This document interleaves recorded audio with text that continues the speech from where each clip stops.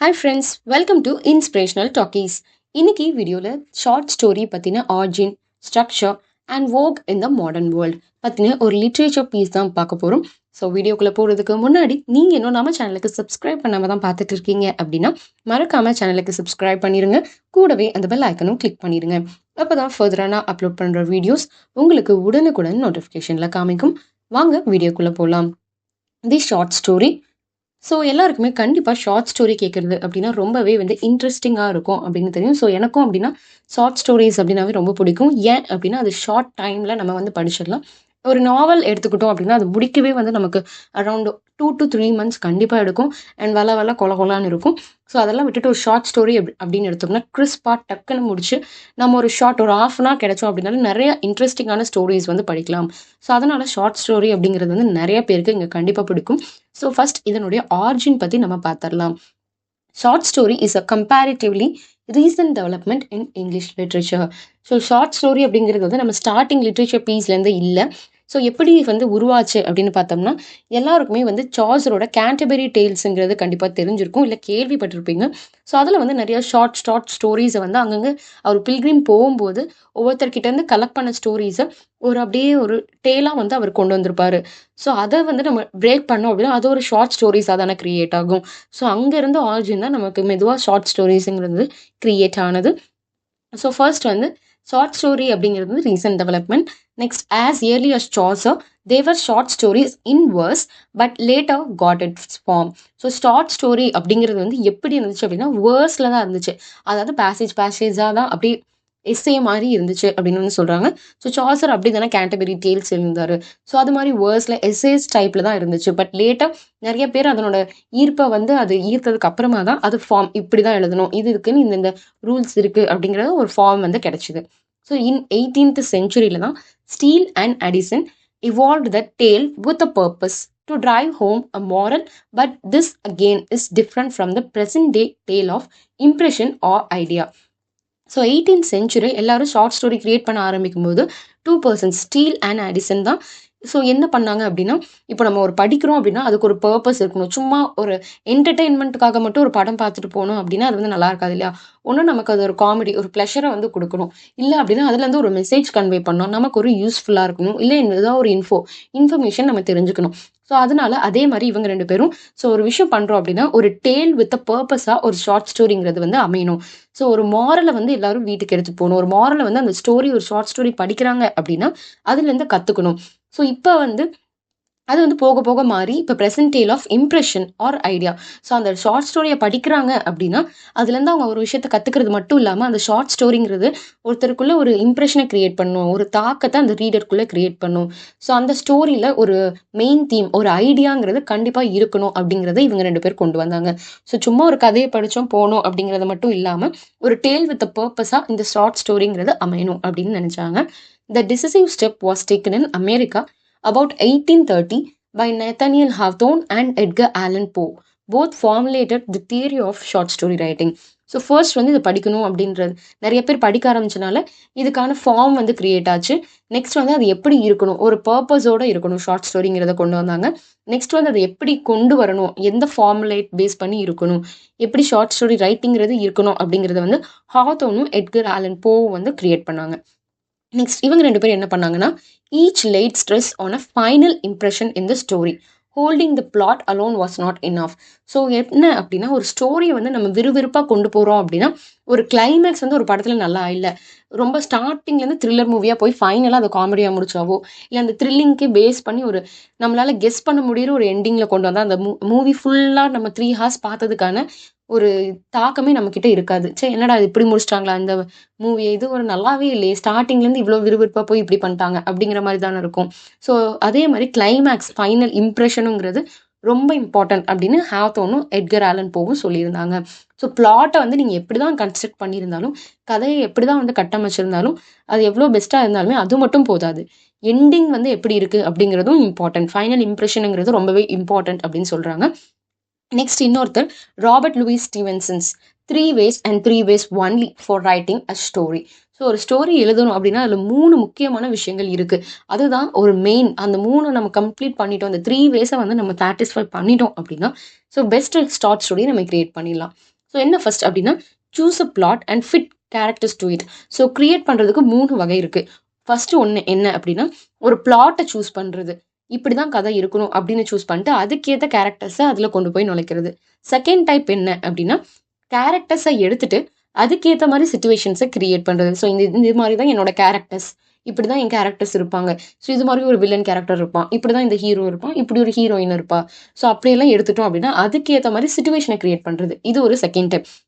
ஃபைனலாக என்ன அப்படின்னா இதுதான் என் அட்மாஸ்பியர், இப்படி தான் சுச்சுவேஷன் இருக்கும், இப்படி தான் ஹாஸ்பிட்டலில் தான் என்னோட வந்து இருக்கும், இல்லை மூவி தியேட்டரை பேஸ் பண்ணி தான் என்னோட அட்மாஸ்பியர் ஸ்டோரி இருக்கும் அப்படின்னா ஃபர்ஸ்ட் அந்த அட்மாஸ்பியரை சூஸ் பண்ணிட்டு அதுக்கேற்ற மாதிரி கேரக்டர்ஸை வந்து நம்ம வந்து ஆக்ஷன்ஸை வந்து கிரியேட் பண்ணுறது. ஸோ ஒன்றா கதையை ஃபஸ்ட்டே சூஸ் பண்ணிடணும், இல்லைனா கேரக்டர்ஸை மட்டும் ஃபர்ஸ்ட் சூஸ் பண்ணுறது. இல்லை அப்படின்னா என்ன இன்சிடென்ட் நம்ம பண்ண போகிறோம், எந்த பிளேஸில் அது வந்து டேக் பிளேஸ் ஆக போகுது அப்படிங்கிறத வந்து நம்ம சூஸ் பண்ணுறது. இந்த 3 வேஸ் தான் இருக்குது ஒரு ஷார்ட் ஸ்டோரியை வந்து பேஸ் பண்ணி நம்ம ஸ்டார்ட் பண்ணுறதுக்கு. So the writer should hold the impression or is idea from the first to the last. So short story அப்படிங்கிறது வந்து பிகினிங் நல்லா கொண்டு போய் இன்பிட்வீனில் ஒரு மாதிரி லேக் ஆச்சு அப்படின்னா யாரும் அதை கண்டினியூ பண்ண மாட்டாங்க படிக்கிறதுக்கு. ஒரு மூவியே இருக்குது அப்படின்னா ஸ்டார்டிங்லேயே வந்து உங்களுக்கு ரொம்ப போர் அடிச்சுன்னா கண்டிப்பாக நம்ம அந்த மூவியை கண்டினியூ பண்ணவே மாட்டோம். இல்லை ஸ்டார்டிங் நல்லா கொண்டு போய் பிட்வீனில் வந்து இன்டர்வல் வரைக்குமே ரொம்ப ஸ்லோவாக போச்சு அப்படின்னா கண்டிப்பாக நம்ம அதை குவிட் பண்ணுறதுக்கும் நிறையா சான்சஸ் இருக்குது. ஸோ இங்கே என்ன சொல்கிறாங்க அப்படின்னா ஒரு இம்ப்ரெஷன் அப்படிங்கிறது வந்து பிகினிங்லேயோ இல்லை ஃபைனலாக மட்டுமே இருக்கக்கூடாது அப்படின்னு ராபர்ட் லூயிஸ் ஸ்டீவன்சன் வந்து சொல்கிறாரு. என்ன அப்படின்னா ஸ்டார்டிங் ஆரம்பிச்ச ஒரு த்ரில்லர் அப்படின்னு நம்ம எடுத்துக்கிட்டோம், இல்லை க்ரைம் அப்படின்னு எடுத்துக்கிட்டோம்னா ஸ்டார்டிங்லேருந்து எண்டிங் வரைக்குமே அந்த ஸ்டோரி அந்த பிளாட்டை வந்து நம்ம ஹோல்ட் பண்ணணும். ஸ்டார்டிங்கில் பிகினிங்கில் நல்ல ட்விஸ்ட் அண்ட் டேர்ன்ஸோட கொடுத்துட்டு நெக்ஸ்ட் செகண்ட் ஆஃப் வந்து நல்லாவே இல்லாமல் சுவாரஸ்யமே இல்லாமல் சும்மா நார்மல் ஸ்டோரியாக கொண்டு போனோம்னா கண்டிப்பாக யாருக்கும் அந்த மூவி வந்து பிடிக்காது. ஸோ ஃபர்ஸ்ட்லேருந்து லாஸ்ட் வரைக்கும் அந்த விறுவிறுப்பு அந்த கிரிப் இருந்துச்சு ஸ்டோரியில் அப்படின்னா தான் நல்லா இருக்கும்னு ஸ்டீவன்சன் சொல்கிறாரு. நெக்ஸ்ட் ஸ்ட்ரக்சர் எப்படி இருக்கணும் அப்படின்னு பார்த்தோம்னா the short story is not a short and novel. So novel அப்படிங்கிறது வந்து கண்டிப்பாக நம்ம எல்லாருக்குமே தெரியும்.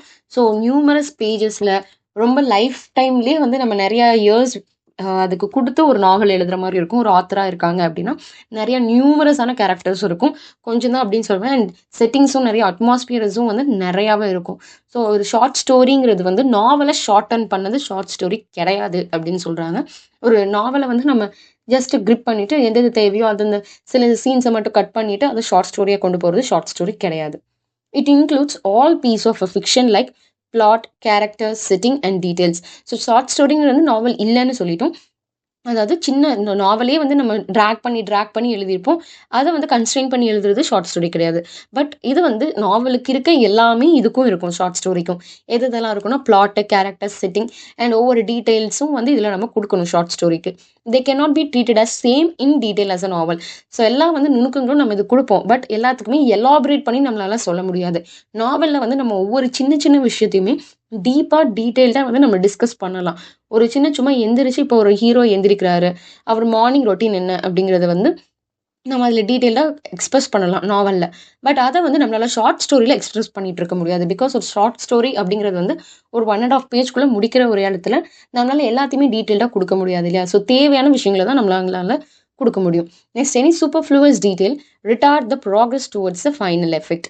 ஸோ என்ன சொல்கிறாங்க அப்படின்னா நம்ம நிறையா விஷயங்களை கொடுத்துட்டோம். சூப்பர்ஃப்ளூவஸ்னால் சும்மா ஒரு விஷயத்தை வந்து நம்ம எக்ஸ்பேண்ட் பண்ணி சொல்லிக்கிட்டே இருக்கோம். ஒரு ஒர்க் போனால் இதெல்லாம் நடக்குதுன்னு வந்து டக்குன்னு அதையே நம்ம சொல்லிட்டு இருந்தோம்னா ஃபைனலாக நம்ம எப்படி முடிக்க போகிறோம் அப்படிங்கிற ஒரு ப்ராக்ரஸ் வந்து எங்கேயாச்சும் மிஸ் ஆயிரும்.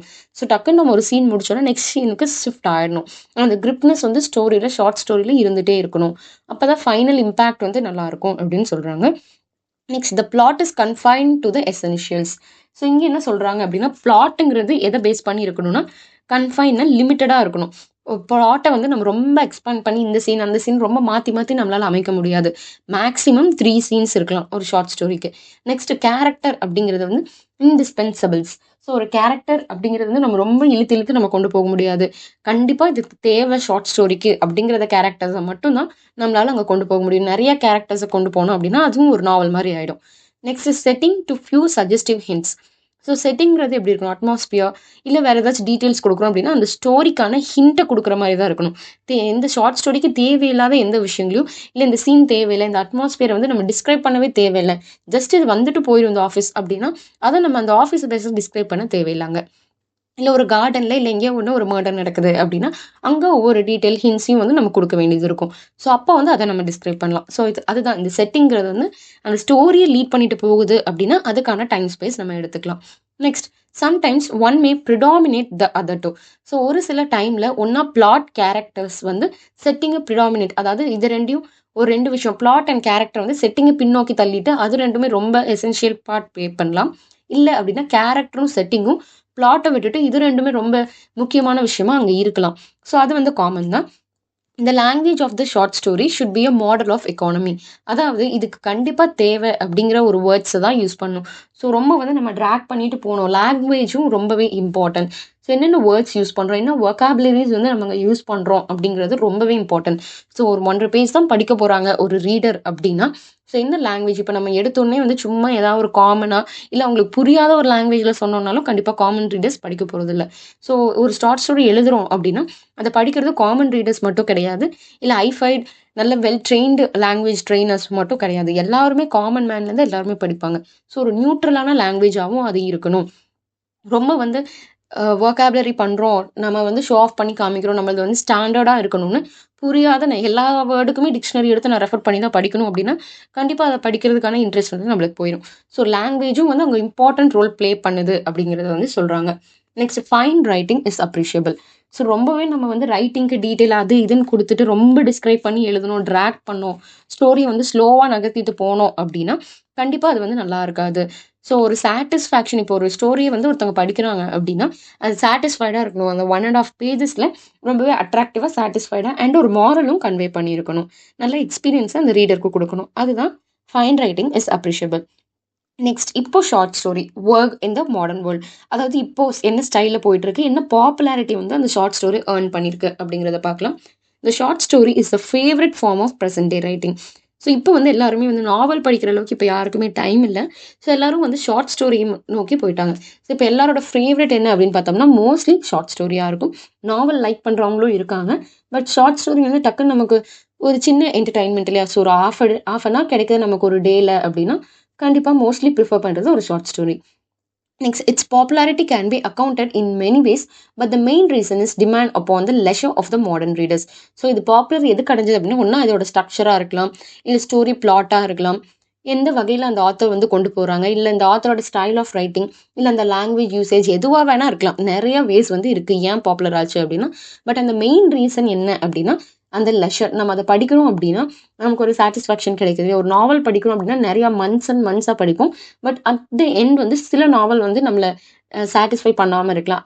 நம்மளை வந்து அந்த சில கேரக்டர்ஸ் வந்து சரி இப்படி முடிச்சிட்டாங்க அப்படிங்கிற மாதிரி எண்டிங்கும் கிளைமேக்ஸும் நம்மளுக்கு அன்சாட்டிஸ்ஃபைடாக இருக்கலாம். பட் ஷார்ட் ஸ்டோரி அப்படிங்கிறது வந்து ஒருவேளை நமக்கு அது பிடிக்காம போச்சு அப்படின்னாலும் அவ்வளோ இதாக இருக்காது. ஏன் அப்படின்னா அது ஒரு நமக்கு சின்ன லெஷரை கொடுத்துருப்போம். நம்ம அவ்வளோ டைம் அண்ட் எஃபர்ட்டையும் நம்ம அது கொடுக்கல. ஷார்ட் ஸ்டோரிக்கு மேக்ஸிமம் 15 to 20 மினிட்ஸ் தான் இருக்கும்.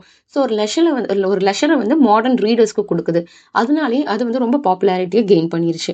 Next, there was a sharp contrast between work of scientific type and that of Oscar Wilde and other writers in the 1890s who concentrated upon the beauties of an elaborate prose style and the themes very remote from the problems and possibilities of a materialist industrial civilization.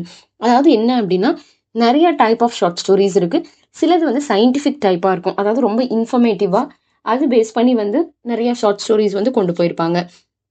சில பேர் என்ன பண்ணுவாங்க அப்படின்னா and Oscar வைல்டெல்லாம் என்ன எழுதுவார் அப்படின்னா ஒரு மாரலை convey பண்ணுற மாதிரி இருப்பார், கன்வே பண்ணுற மாதிரி எழுதியிருப்பார். ஃபார் எக்ஸாம்பிள் செல்ஃபிஷ் ஜெயிண்ட் எடுத்தோம் அப்படின்னா அந்த கேரக்டர் ஷிஃப்ட், அந்த ஜெயிண்டோட கேரக்டர் வந்து எப்படி ஷிஃப்ட் ஆகுது அந்த சில்ட்ரனை பார்த்து ஃபர்ஸ்ட் ரொம்ப ஆரகெண்ட்டாக செல்ஃபிஷாக இருந்தவங்க வந்து ஷேர் பண்ணி ரொம்ப எப்படி வந்து மாறினாங்க அப்படிங்கிற அந்த கேரக்டர் ஷிஃப்ட்டை வந்து அதில் சொல்லியிருப்பார். ஒரு மாரல் தான் அதில் நம்ம வந்து கண்டிப்பாக ரீடர்ஸ் தெரிஞ்சுக்கிறாங்க.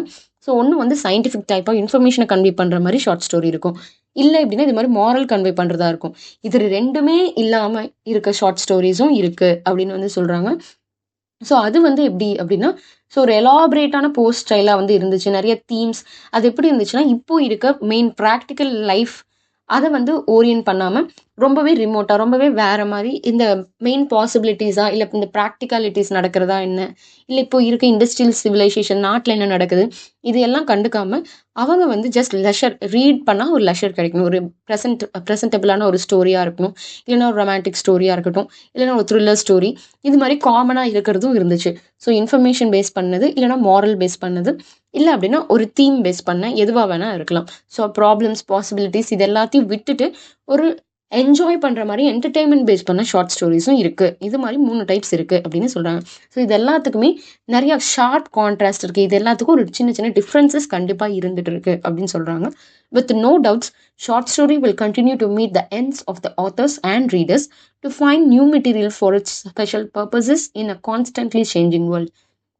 ஸோ வந்து இது மாதிரி நிறைய டைப்ஸ் இருக்குது, ஸ்ட்ரக்சர்ஸ் இப்படி தான் இருக்கணும் அப்படின்னு வந்து நம்ம நிறையா சொல்லியிருக்கோம். ஸோ பிளாட்டை எப்படி கொண்டு வரணும், கேரக்டர் அப்படிங்கிறது வந்து இதெல்லாம் நமக்கு தேவையாக இருக்கணும், அண்ட் எப்படி அதை வந்து கட்டமைக்கணும், அண்ட் செட்டிங்ஸில் எப்படியெல்லாம் கொண்டு வரலாம், அண்ட் எதை டிஸ்கிரைப் பண்ணணும், எந்த செட்டிங்கை டிஸ்கிரைப் பண்ணக்கூடாது, அண்ட் எந்தெந்த டீட்டெயில்ஸ் இருக்கணும், அண்ட் சும்மா ஸ்டோரிஸ்க்கு தேவையில்லாத டீட்டெயில்ஸை வந்து கண்டிப்பாக நம்ம அங்கே கொடுக்கக்கூடாது. ஸோ ஹிண்ட் பேஸ் பண்ணின டீட்டெயில்ஸ் தான் நம்ம கொடுக்கணும் அப்படின்னு நிறைய டிஃப்ரெண்ட் வேஸ் வந்து இருக்குது. ஸோ இதே மாதிரி ஆத்தர்ஸையும் ரீடர்ஸையும் சாட்டிஸ்ஃபை பண்ணுற இதுக்கு ஷார்ட் ஸ்டோரிஸ் வந்து கண்டினியூ பண்ணிகிட்டே தான் இருக்கும். அண்ட் நிறைய டிஃப்ரெண்ட் நிறைய ஸ்ட்ரக்சர்ஸ் இருக்கலாம், நிறைய ஃபார்ம்ஸும் க்ரியேட் ஆகலாம். ஸோ இது மாதிரி நிறைய ஸ்பெஷல் பர்பஸஸும் இருந்துகிட்டே இருக்கும் இந்த சேஞ்சிங் வேர்ல்டில். ஸோ மாடர்ன் ட்ரெண்ட் அப்படிங்கிறது வந்து சேஞ்ச் ஆகிட்டே தான் இருக்கும், அண்ட் ஷார்ட் ஸ்டோரியும் அதனோட நீட்ஸை வந்து மீட் பண்ணிடும் அப்படின்னு வந்து இந்த ஷார்ட் ஸ்டோரி வந்து முடிக்கிறாங்க. ஸோ இந்த வீடியோ உங்களுக்கு யூஸ்ஃபுல்லாக இருந்திருக்கும் அப்படின்னு நினைக்கிறேன்.